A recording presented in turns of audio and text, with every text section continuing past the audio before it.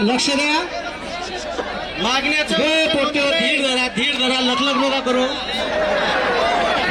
हा लक्ष द्या. मी आताच 2 दिवसा अगोदर वर्धेमध्ये आंदोलन केलं.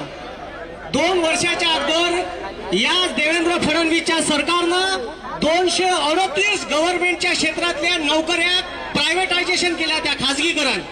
तर त्याचं पहिलं आंदोलन वर्धेत चालू केलं होतं. 8 दिवस धरणे आंदोलन केलं, सरकार ऐकलं नाही.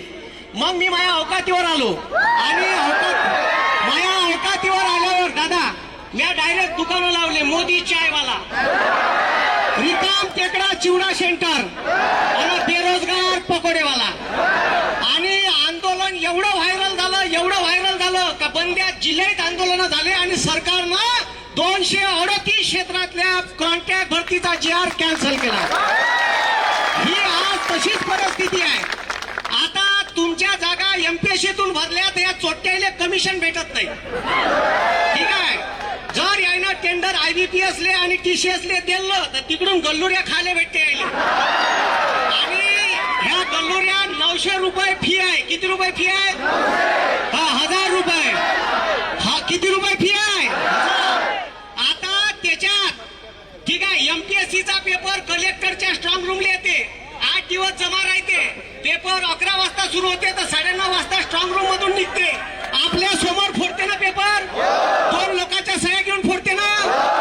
आता जर ऑनलाईन पेपर असला आणि एखादा वायर साल्यानं दुसऱ्याच रूम मध्ये टाकला आणि तिकडं 4-5 पोट्टे बसवले तर आपल्याला का भेंड माहीत पडणार आहे का? आणि हे असेच चोर करत आले.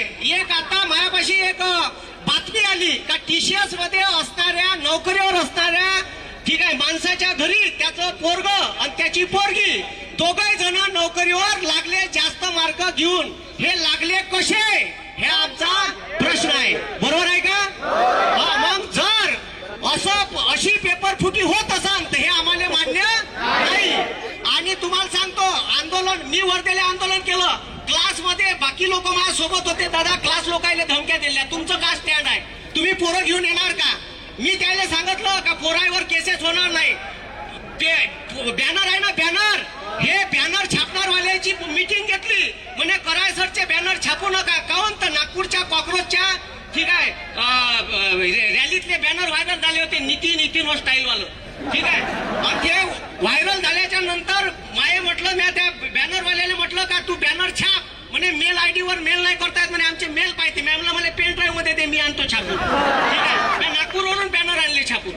आणि त्याच्यानंतर यायला वाटत असं का इथंच होते. आणि हे पोलीसवाले सगळे आपले बांधव आहे.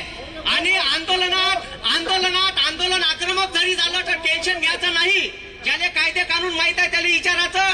डग्यात बसायचं. इन्कलाब जिंदाबादचे नारे द्यायचे.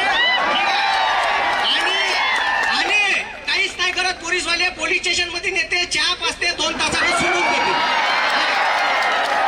त्याच्यामुळे ठीक आहे 90 केसेस आहे. 90 पोलीस केसेस आहे. 90 ठीक आहे. त्याच्यामुळे लोड नाही घ्यायचं. पुन्हा 10 लागल्या तर साल्याला 100 पार करू. ठीक आहे. आणि त्याच्यानंतर आता ही परीक्षा ठीक आहे ऑनलाईन केली. ऑनलाईन आम्हाला पाहिजे नाही. पेपर का पाहिजे? त्याच्यानंतर स्टेनोग्राफरच्या जागा त्यानं फ्रीज केल्या. त्या का केल्या पाहिजे? चालू. त्याच्यानंतर ह्या चोट्यानं त्या GR मध्ये काय लिहिलं माहित आहे का? मेनच्या परीक्षा तुम्ही द्याल तर मेनच्या परीक्षेसाठी वेगवेगळ्या फॉर्म भरा लागल ना वेगवेगळी फी भरा लागल. साल्या का कमिशन घ्यायचा धंदा आहे का MPSC म्हणजे?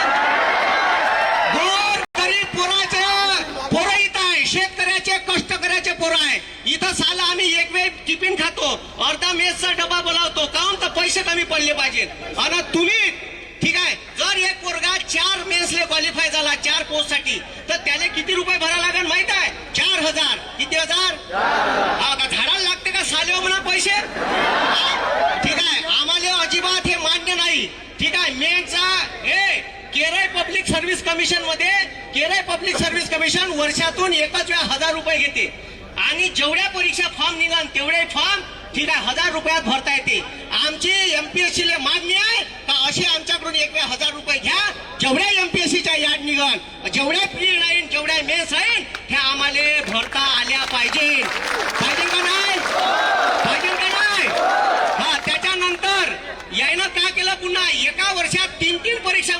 झाली हे. ठीक आहे. आता पोट्टे बसते 6 ते 7 लाख. किती लाख? एका पोट्ट्याची फी किती? 1000. म्हणजे हे एका वर्षात 3000 करोड रुपये छापणार आहे दादा. किती हजार करोड? 3000 करोड. कोणाकडून? आपल्याकडून. म्हणजे आम्हाला साल्यानं कॉक्रोच बनलं. अबे कॉक्रोचले 100 वेळा कापान तरी जिवंत राहते. तुम्ही गोचिड आहे, गोचिड. इथं नरेंद्र बसलाय, धर्मेंद्र बसलाय. इथं या महाराष्ट्रातलं शेतकऱ्याचं, बेरोजगार युवकाचं, कष्टकऱ्याचं, कामगाराचं रक्त शोषण करायला देवेंद्र बसलाय. आणि देवेंद्र भाऊ हे समजून घ्या तुम्ही. ठीक आहे.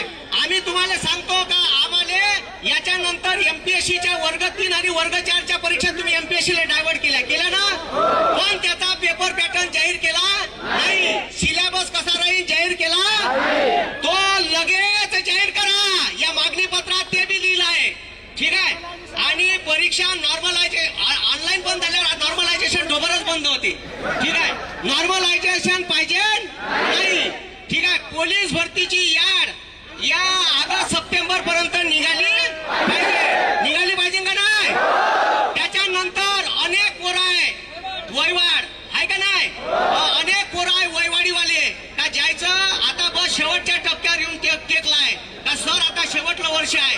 त्या पोरायले 2-2 वर्षाची वयवाड झाली पाहिजे का? झाली पाहिजे का? त्याच्यामुळे पोलीस आहे ना याच्यानंतर आंदोलकाला धमक्या दिल्या.